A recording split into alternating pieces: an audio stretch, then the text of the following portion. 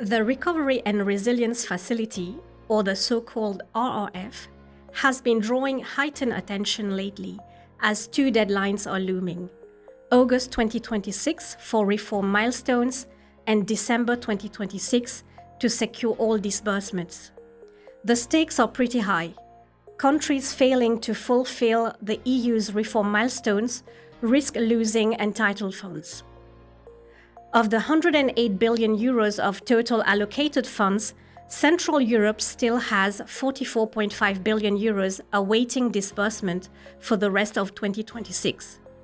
This is equivalent to 2.1% of the region's GDP. Which countries are expecting the most funds? Hungary is awaiting the largest disbursements. 91% of funds allocated to Hungary are yet to be released. This represents 9.5 billion euros, or 4.3% of GDP. These funds had been frozen by EU since 2022 due to rule of law related matters. But they were recently unlocked following the election of a new government last April and its reforms pledges. The main challenge consists in meeting the August 2026 deadline related to reform milestones. A calendar extension is not ruled out, though, given Hungary's specific case. Including cohesion funds, Hungary is potentially eligible to receive 16.4 billion euros in all. That's about 7.5% of 2025 GDP in the short term. For the remainder of 2026, Bulgaria, Poland, and Romania expect large amounts, representing over 2% of GDP.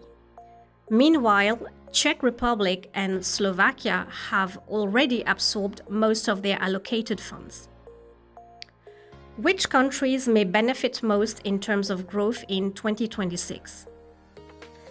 In terms of GDP growth, Hungary is expected to benefit from a significant boost in the region, provided all the allocated funds are disbursed. The upcoming RRF funds will enhance Hungary's investment rate, which has declined since 2022. On top of that, they will cushion against the energy shock induced by the Middle East conflict. Poland's economy is also in a good position. The country has already achieved around 60% of required milestones and targets, similar to EU average. In the first half of 2026, it received the fourth payment of 7.2 billion euros, which represents 0.8% of GDP. The country has already submitted 8 of the 9 payment requests. The funds will be directed towards infrastructure investment and towards digital and green projects. Conversely, Romania faces significant challenges. The current political impasse on the domestic front may delay reforms and could put at risk the full disbursement of remaining funds. Hence, the country faces limited ability to compensate for the expected weakening in consumption induced by high inflation and political uncertainties. So far, the country has only fulfilled 52% of the required milestones. According to our projections, Central Europe's real GDP growth will remain firm in 2026, at 2.4% on average. Poland remains the region's powerhouse with a GDP growth forecast of 3.7% this year. There should be a positive spillover for developed Eurozone countries. The investment uptick in Central Europe will increase imports, which will benefit developed Eurozone economies, given strong trade ties between them.